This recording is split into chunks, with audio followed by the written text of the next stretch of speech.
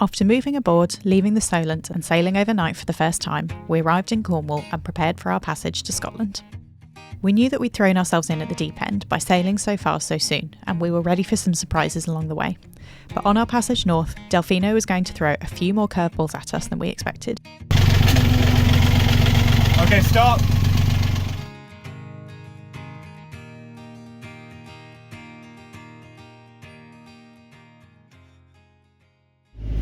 Well, we timed our approach to Premier Marinas in Falmouth badly. We're arriving basically at low tide and there's not a lot of clearance. It recommends an hour and a half either side of low tide for boats of our depth. Well, we called the dude and it seemed like if you give it a go, we should be okay. His exact words were, "You might be alright, I've done it in less water with a deeper boat." So I think we can give it a go. And the chart seems to suggest that we'll be okay.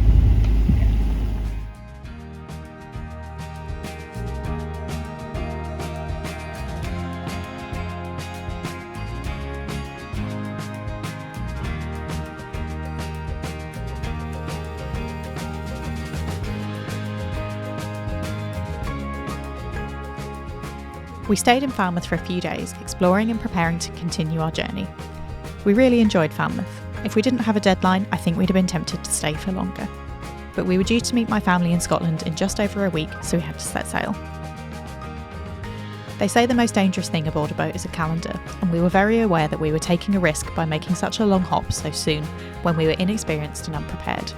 But we both believe that the best way to learn is by doing, so we got to work preparing for the upcoming trip, sorting out the boat, prepping food and making sure everything was ready to set sail.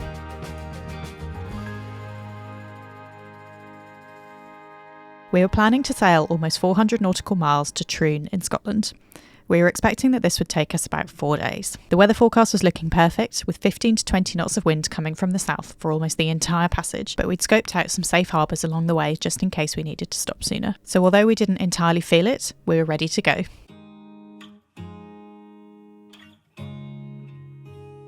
We left Falmouth on Friday morning and had a sporting upwind sail until we reached Lizard Point and Land's End.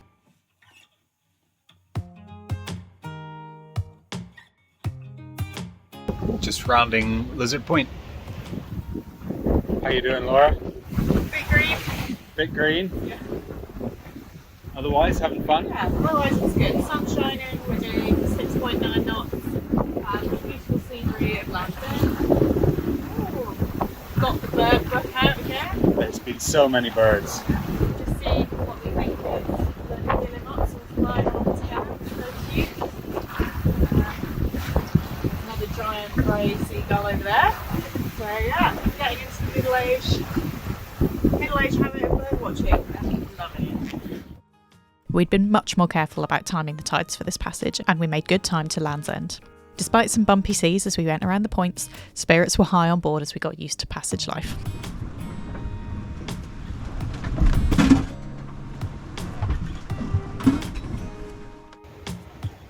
Having fun?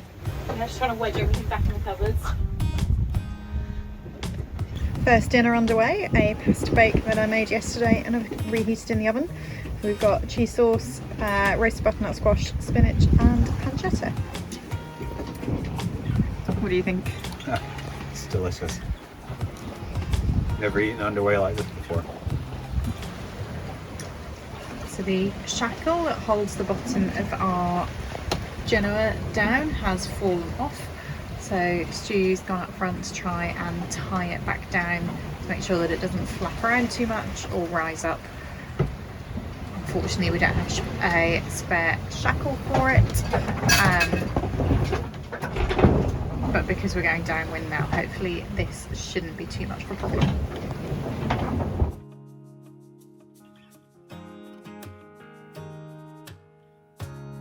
After entering the Bristol Channel, the waves really started to pick up and Delfino was getting rolled from side to side. This is the only footage we have from that day, but it pretty much sums up the entire time in the Bristol Channel. Although we had great wind behind us pushing us along, the rolling meant that all we could do was hold on, keep an eye on the sails and try to get some sleep when we could.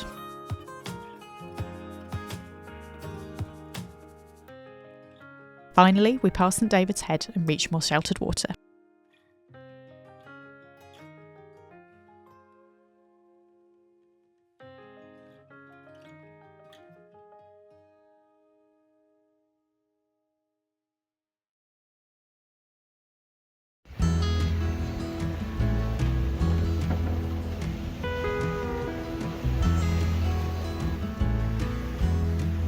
The sunny parts of day 3 were the best bits of the entire trip. We were starting to get used to the rhythms of passage making, sleeping in shifts, watching the sails and keeping an eye out for dolphins.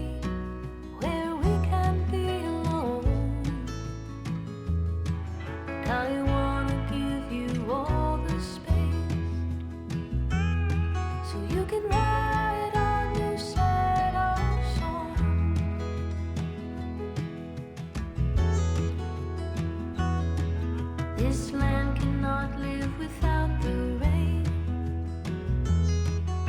The rain is worth nothing if it has nothing to sustain. We had quite a few rain clouds around us, keeping us on our toes, but that also meant we got to enjoy the sunshine in the breaks in the clouds.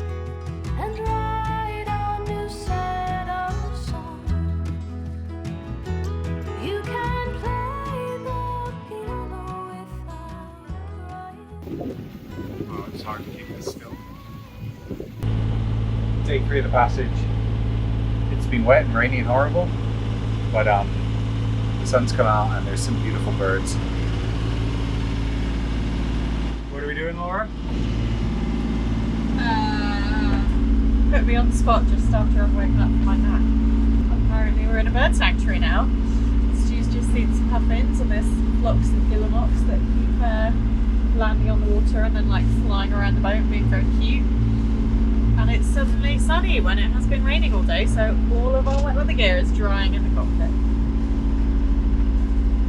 Just in case you got the wrong idea of what this is really like, it has been raining a lot over the last 2 days. Pretty glorious moment. We needed this. What's that? It's a big one. Big old gannet. Is that a massive gannet? Yeah. Holy shit.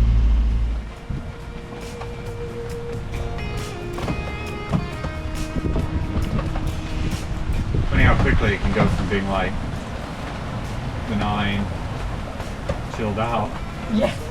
Both reading our books in the sunshine. basically sunbathing. Yeah. Sometimes I feel like dying. No one really cares at all. But there's hope in the So, lentils, orzo, halloumi, tomatoes, tapers. Yeah. Olives. Sun-dried tomatoes.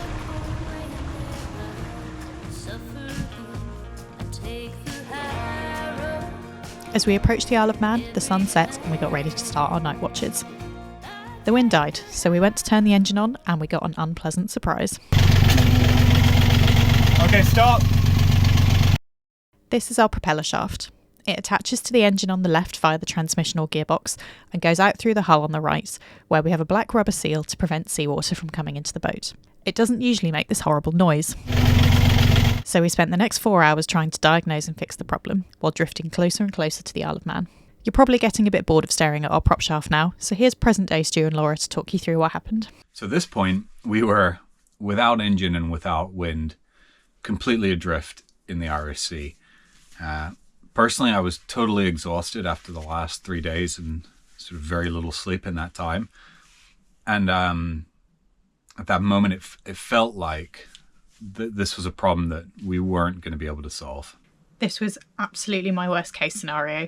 We had no idea what the problem was, and it seemed like it was quite a major one. If we couldn't sort it out ourselves, we were probably going to have to get towed into either Northern Ireland or the Isle of Man, and there was absolutely no way that we were going to meet my family in Scotland a few days later. Our first thought was that we'd got something stuck in our prop, so we shoved our GoPro under the water to try and figure out if there was anything in there, but found that there wasn't anything there, which was a relief because we didn't have anything in our prop, but also meant that it was a more technical problem inside the boat that was going to be harder for us to fix. After a bit of Googling and calling family, thanks Chris if you're watching this, we thought that it might be the transmission that might be the issue. We noticed the oil level was, to us, at least we thought it was low, so we added a little bit of oil. But it turns out that wasn't the problem. The noise was still there when we turned the engine on. I felt pretty defeated by this point and I was completely exhausted, so I went to bed whilst we waited for the wind to fill in. I couldn't just sit around and wait for morning, so I took one last go to try and figure out where the noise was coming from.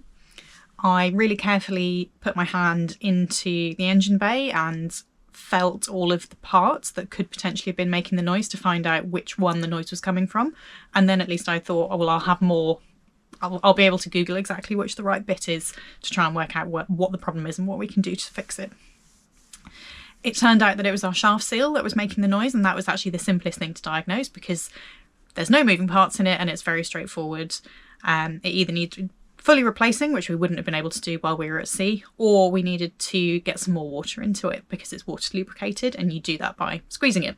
So all we could do was squeeze the seal, so we did that and the noise stopped immediately. And I couldn't believe that what seemed like such a scary problem was actually so easy to solve, and that little old me had solved it. I'd really been doubting whether I have the skills to take care of this boat and whether the cruising lifestyle was something that I was cut out for. So the fact that I had found and solved this problem just gave me a huge amount of confidence that maybe I can do this. It was in that moment when you knew that I was done and you had to step up, and you did. And that meant a lot. That told me that we could do this as a lifestyle. You're welcome. Which is, yeah, no, it's good. We had to empty the oil that we added in air, which was not fun at 2 a.m. But we did it, and we took turns sleeping through the night and just sort of did what we could and made it to Scotland. A few hours after we fixed the engine, the wind filled in, then built so much that we had to take a reef as we sailed through the North Channel. We got our first sight of Scotland and a warm welcome from the locals. The last morning dragged on and on. It felt like the closer we got, the slower we moved. We'd originally been due to arrive in the morning, but our few hours of bobbing around meant that it was closer to 4 p.m. before we finally pulled into Troon. We were both absolutely shattered thanks to our late night, so we carried on taking it in turns to nap until we arrived. We made it! Oh yeah. Did you think we'd make it here, Laura? No. There were many moments on this passage where I did not think that we were going to make it. But we did. Oh, can I even open this now? Did you have a wee cry when you got to the dock? I did, yes. Come on. God, I'm butchering this. Right, pause. Swap. Give it here.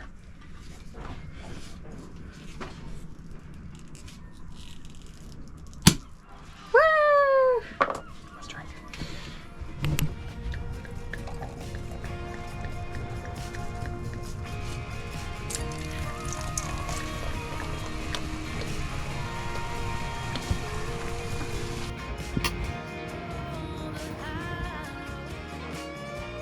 Although being on a schedule meant that we had to leave Falmouth before we felt ready, if we'd taken more time before the passage, we probably wouldn't have gone at all. If we'd waited, we wouldn't have had much of the summer left once we arrived, and we'd have missed out on experiencing Scotland in the way that we did. So although this period was stressful, in hindsight I'm extremely grateful that everything just about went to plan and we made it to Troon. That is. Ew. What is that? It's so big. I'm a nightmare to edit. You're a nightmare to direct as well. I think I'm supposed to talk about how proud of you I am.